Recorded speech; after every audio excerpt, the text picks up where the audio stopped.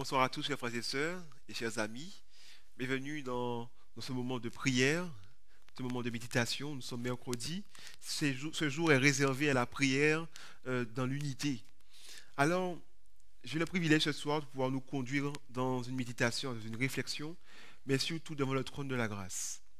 Aujourd'hui, nous allons voir euh, que nous devons mettre notre espoir en Dieu. Mais c'est facile à dire. Nous avons l'habitude de l'entendre, mettre son espoir en Dieu. Mais on va aller dans cette idée, comment la foi se manifeste lorsqu'elle met son espoir en Dieu. Voilà. Donc comment notre foi se révèle, se manifeste quand nous mettons notre espoir en Dieu. Nous allons prier avant de commencer. Notre Père, notre Dieu, nous te remercions pour ce jour béni, ce jour, mon Dieu, où nous prions ensemble, où nous recherchons ta face. Seigneur, pardonne-nous de nos manquements, de nos erreurs, de nos mauvaises pensées, de nos mauvaises paroles et actions devant toi. Nous te prions, Père, que tu puisses accomplir ta volonté dans notre vie. Père, nous te prions que tu puisses nous aider, Seigneur, à saisir tes bénédictions et à être prêts, Père, pour ton retour. Seigneur mon Dieu, travaille en nos cœurs, révèle-nous les interdits, conduis-nous, Seigneur mon Dieu, dans l'obéissance et que notre foi soit authentique. Nous t'avons prié en Jésus et pour ta gloire. Amen. Chers amis, le principe qui consiste à mettre son espoir en Dieu s'applique aussi à nos luttes, s'applique surtout à nos luttes, s'applique dans les tentations, dans nos difficultés, dans nos épreuves. Nous devons apprendre aujourd'hui à mettre notre espoir en Dieu. Ça veut dire concrètement que nous sommes à 100% dépendants de Jésus pour être vainqueurs dans chaque domaine de notre vie. Nous sommes dépendants à 100% de Jésus pour avoir la victoire dans chaque domaine de notre vie. Depuis cette semaine, j'ai à cœur de parler de la dépendance avec Dieu, de dépendre de Dieu. J'ai à cœur, Dieu m'a mis à cœur de faire plusieurs sessions de formation sur YouTube via mon ministère pour pouvoir inviter toutes les âmes à dépendre de Dieu, à réussir à dépendre de Dieu. Encore plus aujourd'hui, quand nous savons que les choses vont de mal en pire. Beaucoup de personnes ont perdu leur travail. Beaucoup de personnes ne savent pas quand est-ce qu'elles vont reprendre le travail. Sont débordées par rapport aux dettes, par rapport à savoir comment allons-nous manger demain, qu'allons-nous faire, comment j'aurai mon bac, comment j'aurai mon diplôme, comment je vais faire pour pouvoir reprendre le rythme de l'université. Plein de choses en fait préoccupent notre esprit. Et nous semblons sans espérance, sans espoir. Mais aujourd'hui, plus que jamais, Dieu nous donne cette occasion pour nous préparer, apprendre à dépendre de lui, réussir à mettre notre espoir en lui et faire notre foi grandir. Aujourd'hui, nous sommes dans une épreuve, oui, mais qui n'est pas la pire d'entre toutes. Car prochainement, nous aurons à faire face du moins à la grande tribulation, à une grande épreuve qui va toucher le monde entier. Et chers amis, si nous n'avons pas appris à mettre notre espoir en Dieu très tôt, dès maintenant, nous ne pourrons pas réussir à le faire durant cette épreuve qui sera malheureusement grandiose. Nous devons apprendre aujourd'hui à exercer une foi authentique, une foi qui met tout son espoir en Dieu. Compter sur Dieu est l'un des facteurs essentiels pour vaincre Satan et la tentation. Ou je pourrais dire, est le facteur essentiel. C'est par l'Esprit Saint que Jésus habite dans le croyant. C'est par l'Esprit Saint en nous que Dieu se manifeste, que Dieu habite en nous, que Dieu prépare, que Dieu travaille à nous qualifier pour ces moments difficiles. Mais si nous sommes de ceux qui négligeons la prière pour le Saint-Esprit, si nous sommes de ceux qui ne préparons pas le terrain pour que l'Esprit de Dieu puisse venir, malheureusement, nous ne serons pas prêts. Nous pouvons connaître la parole de Dieu sur le bout des doigts. Nous pouvons citer les versets. Mais si l'Esprit de Dieu n'habite pas en nous, chers frères et sœurs, les moments difficiles, les temps difficiles qui s'annoncent, auront raison de nous. Lorsque Dieu va cribler son Église, va la secouer, malheureusement, nous tomberons comme déchets, alors que nous devrions rester comme réellement la gloire de Dieu. Ce qui nous fait rester, ce qui nous fait progresser, ce qui nous fait résister et être prêts, c'est la présence de Dieu en nous. c'est Dieu à l'intérieur. Donc nous devons réellement prendre le temps chez nous, être autonomes pour pouvoir prier, autonomes pour demander à Dieu dans notre intimité, avec nos familles, Seigneur mon Dieu, descends sur nous. Seigneur mon Dieu, viens et habite en nous. L'église est fermée, chers amis, mais le ciel est ouvert. Nous devons apprendre à lutter seul, à lutter en famille. Nous devons apprendre cela. Trop de membres, trop de personnes ont malheureusement pris l'habitude de dépendre des réunions d'église, de dépendre de l'activité ecclésiale. Mais mes amis, quand les églises vont fermer réellement plus tard, où serons-nous? Allons-nous rester chez nous sans prière? Allons-nous demander, ah mais qu'est-ce qu'on doit demander dans la prière? Allons-nous appeler les frères et sœurs pour demander, mais quel est mon besoin spirituel? Ou enfin, allons-nous chercher le Seigneur et nous confier en lui réellement, mettre tout notre espoir en lui.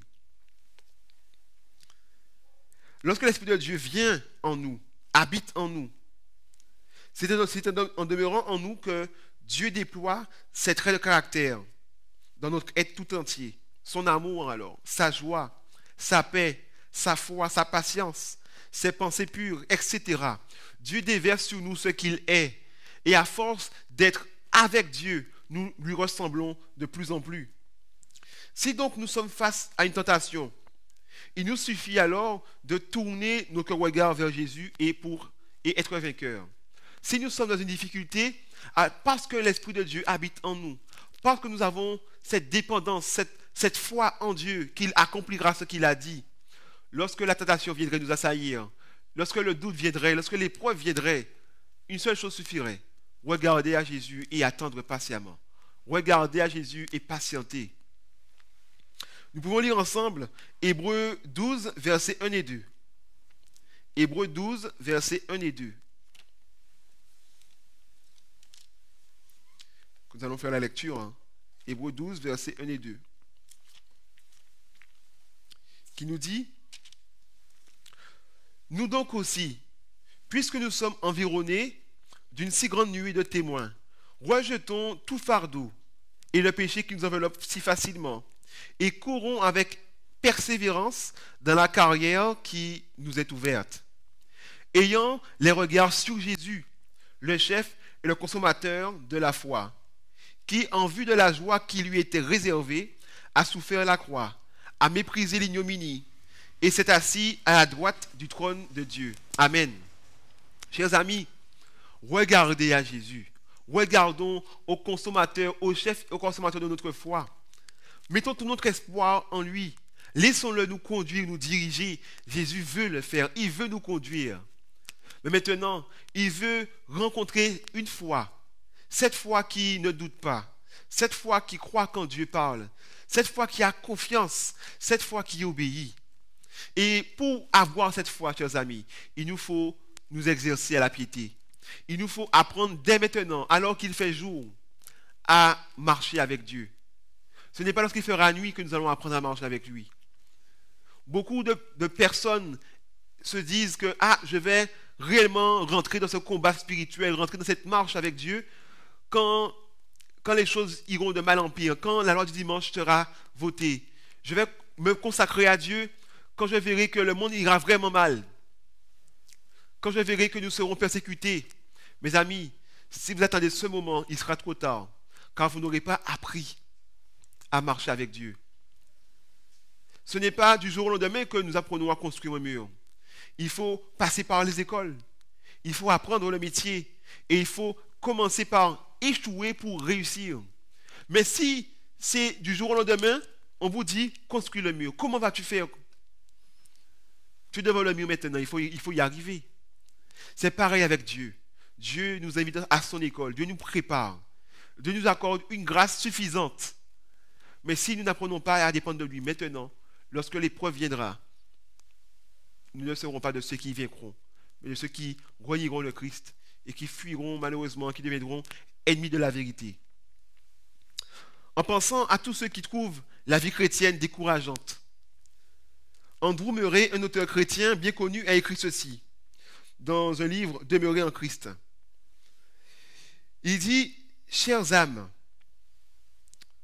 il leur faut apprendre que demeurer en Christ est exactement ce qu'il faut pour ceux qui sont faibles. Que cela leur convient admirablement. Si tu sais que tu es faible, tu as besoin de demeurer en Christ. Il ne s'agit pas de faire de grandes choses.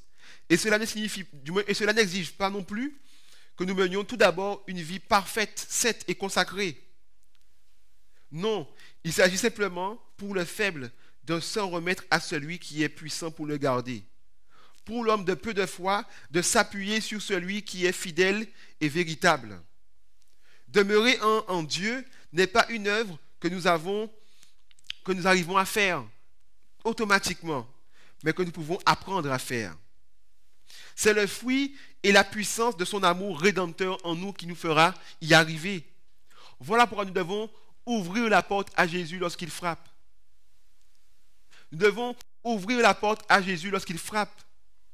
Car c'est l'amour de Christ en nous. C'est la puissance de sa présence qui va nous pousser réellement à une communion, à une dépendance, qui va nous pousser à demeurer en lui. Chers frères et sœurs, Jésus frappe à notre porte depuis longtemps déjà. Il frappe à la porte du cœur de la Odyssée. Et il dit à son Église qu'il veut la transformer, qu'il veut la guérir. Mais pour ce faire, il faut que la Odyssée, il faut que l'Église, il faut que chaque membre individuellement ouvre la porte à Jésus. Il est temps d'arrêter d'être superficiel dans notre foi. Arrêter de se mettre en avant dans notre foi. Il est temps de mettre Christ en avant, de se soumettre à sa volonté. Il est temps de lui obéir. Il est temps d'avoir confiance en lui. Souvent, il nous demande de prendre un chemin qui est douloureux.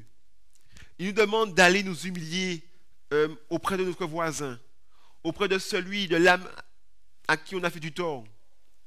Et on n'a pas envie de s'humilier. Parce qu'on n'a pas envie de montrer qu'on est faible. Mais mes amis, pourquoi vouloir paraître fort aux yeux d'un homme et perdre le ciel, alors qu'il nous faudrait simplement nous humilier, non pas devant cet homme, mais devant Dieu. Reconnaître notre erreur et obéir à Dieu, même si cela fait mal.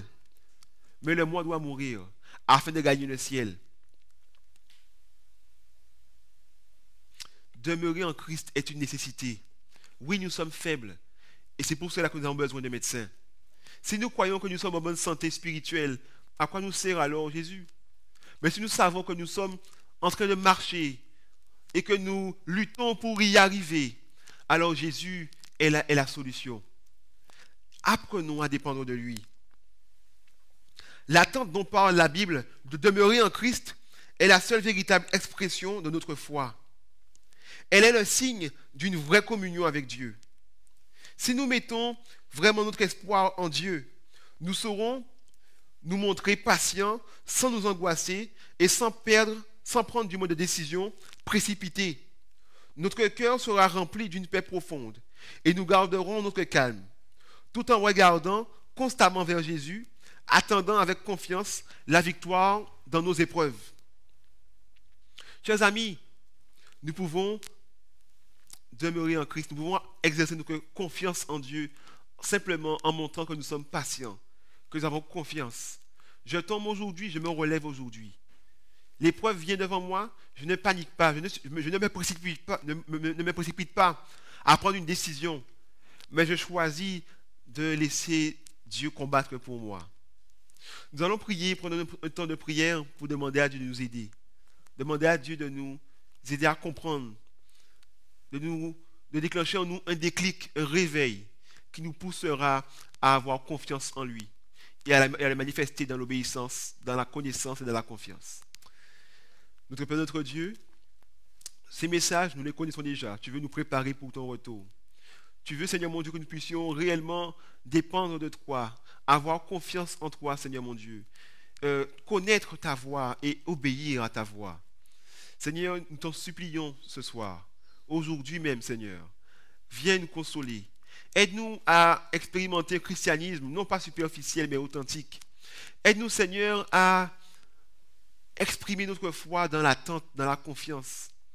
Seigneur, tu nous dis de ne pas nous affoler lorsque l'épreuve vient, à ne pas, mon Dieu, perdre patience, mais au contraire, à exercer une vraie patience, à ne pas nous décourager.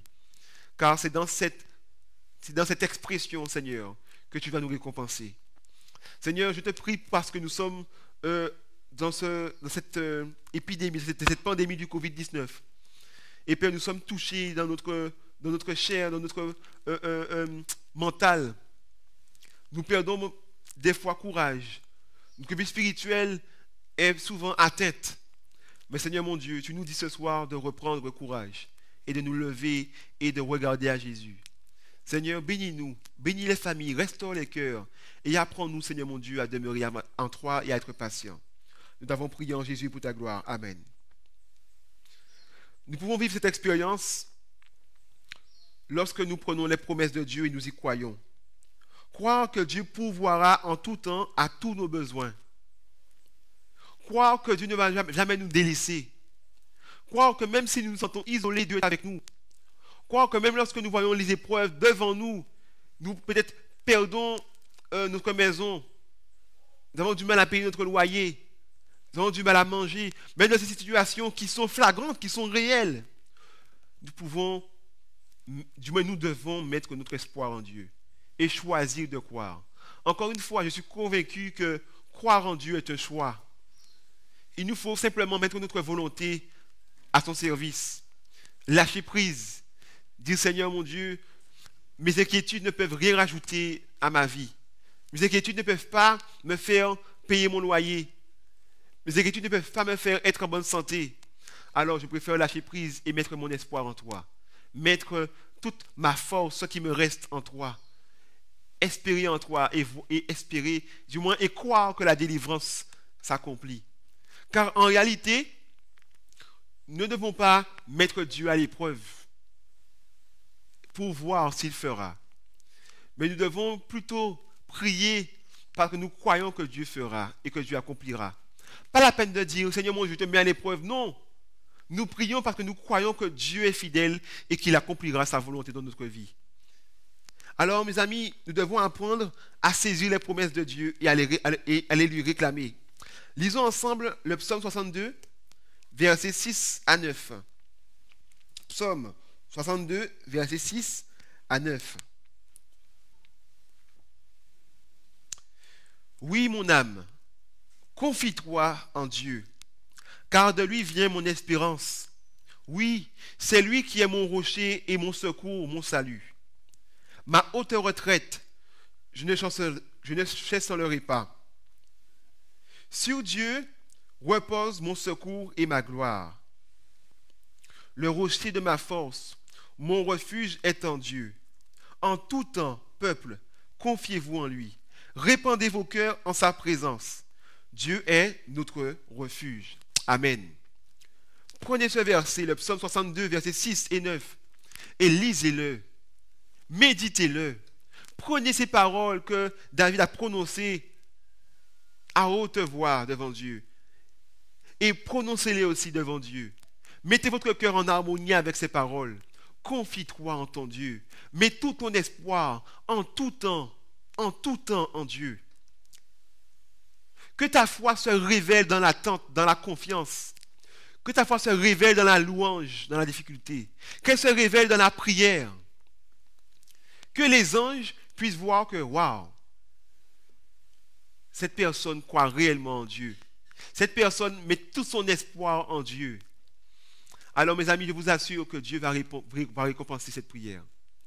J'ai lu une histoire. C'était aux États-Unis, dans une ville, je ne me rappelle plus laquelle. Il y avait une sécheresse énorme qui a duré plusieurs mois, à tel point que les arbres commençaient à mourir. Il n'y avait plus de verdure. Tout était devenu jaune. Et les adventistes priaient. Une famille adventiste et leur communauté ont commencé à prier pour que Dieu envoie la pluie. Ils ont mis leur espoir en Dieu pour que Dieu envoie la pluie. Ils ont prié avec toute la foi qu'ils avaient. Mais il n'y avait aucune pluie. Ils étaient tentés de se décourager, tentés de mettre leur espoir en la météo. Ah, les hommes ont dit qu'il va pleuvoir dans tel mois. Ils ont arrêté de mettre leur confiance en Dieu. Mais une famille a persévéré. Et dans cette famille, il y avait un enfant âgé de 8 ans. Alors qu'il priait, cet enfant a prié aussi. Et il a dit, Seigneur mon Dieu, je te remercie déjà pour l'appui que tu fais venir. Je te remercie, Seigneur mon Dieu, parce que je crois que c'est toi que tu as mis en réserve dans le ciel de l'eau pour pouvoir nous inonder prochainement. Alors, Seigneur mon Dieu, je te remercie pour la pluie que tu feras tomber dans le meilleur des temps, ton temps. Je te rends gloire parce que la pluie viendra, parce que nous avons prié. Et la famille entend cet enfant prier et ils se sont mis à réfléchir. Mais c'est vrai, tout notre espoir est en Dieu. Dieu a entendu nos prières. Alors, remercions-le déjà. Et la famille s'est mise à remercier Dieu. 2 jours après, la pluie est tombée. 2 jours après, il y a eu une averse. Le nuage est passé sur eux une fois. Et il a fait marche arrière pour revenir sur eux. Dites-moi, cela arrive-t-il qu'un nuage fasse demi-tour? Lorsque nous voyons la pluie, le nuage va vers l'avant. Mais ce nuage est passé sur eux et est revenu pour leur montrer que c'est moi qui réponds à la prière. C'est Dieu qui a répondu. Chers amis, comme cet enfant, contre vents et marées, contre les temps, contre les réalités visibles par la chair, que notre espoir se mette en Dieu quand même. Même si nous serions dans le feu ou au milieu de la mer, où nous verrions aucun espoir, mettons notre espoir en Dieu. Voyons l'invisible, voyons les anges qui nous entourent, voyons le ciel ouvert au-dessus de nous, voyons Dieu qui est avec nous dans le feu et dans l'eau. Et n'hésitons pas à le remercier pour la délivrance qu'il a déjà opérée. Et nous maintenant, patientons, louons Dieu, prions, parce que la délivrance est assurée. Ceux qui seront prêts quand Jésus reviendra sont ceux qui auront appris comment s'en remettre à lui dans toutes les circonstances. Je prie le Seigneur afin que ces études que nous faisons sur la Brousse Live, ces études que nous persévérons à mettre en place sur les réseaux, ces formations qui sont disponibles sur YouTube et autres plateformes, nous puissions en profiter. Je prie pour que nous puissions prendre la parole de Dieu et la dévorer, la recueillir, la dévorer, afin qu'elle produise en nous un fruit véritable. Que l'Église, à son retour de la communauté ensemble, que nous puissions voir une foi comme il n'y en a jamais eu ici. Que nous puissions voir Dieu manifester sa puissance, parce que chaque membre aura appris à dépendre de lui dans l'épreuve que nous vivons actuellement. Chers amis, au dernier temps, à la fin de notre monde, ceux qui auront la victoire seront ceux qui auront appris dès aujourd'hui à dépendre de Dieu. Ceux qui auront appris dès aujourd'hui à dire merci à Dieu en avance. Ceux qui auront appris dès aujourd'hui à ne pas murmurer dans l'épreuve, mais au contraire, à être patient et confiant, à ne pas se décourager, mais à persévérer. Nous avons la certitude de la victoire, car quand Jésus reviendra, il anéantira la mort pour toujours. Il va anéantir la souffrance. Le Seigneur Dieu essuiera les larmes de tous les visages. Il fera disparaître de toute la terre le déshonneur de son peuple. Ésaïe 25, verset 8. C'est le Seigneur qui parle. Chers amis, chers frères et sœurs, je vous encourage à prier davantage. Je vous encourage à jeûner. Non pas pour pouvoir vous abstenir de nourriture et montrer à Dieu, Seigneur mon Dieu, je souffre. Non, non, non. À jeûner pour que vous puissiez déposer votre cœur devant Dieu et que Dieu puisse se transformer.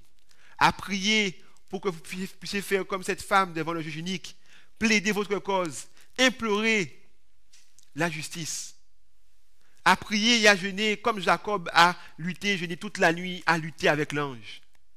Je vous encourage à être un peuple qui prie, un peuple de prière, un peuple qui lit, un peuple qui étudie et qui médite la parole de Dieu.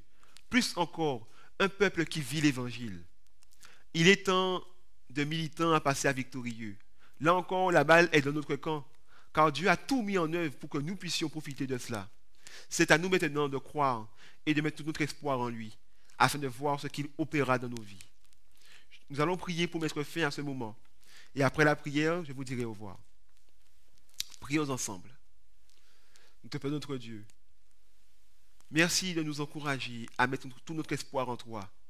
Merci, Père, de nous dire que nous sommes actuellement éprouvés, que notre foi, mon Dieu, doit relever le défi et doit être trouvée, mon Dieu, authentique. Seigneur, tu veux nous apprendre à lutter dès maintenant, car bientôt nous aurons à faire face à Satan, face, mon Dieu, à de terribles choses.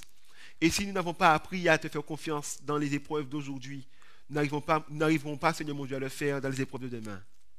Seigneur, glorifie-toi. Que ton peuple prie, que ton peuple, Seigneur mon Dieu, étudie.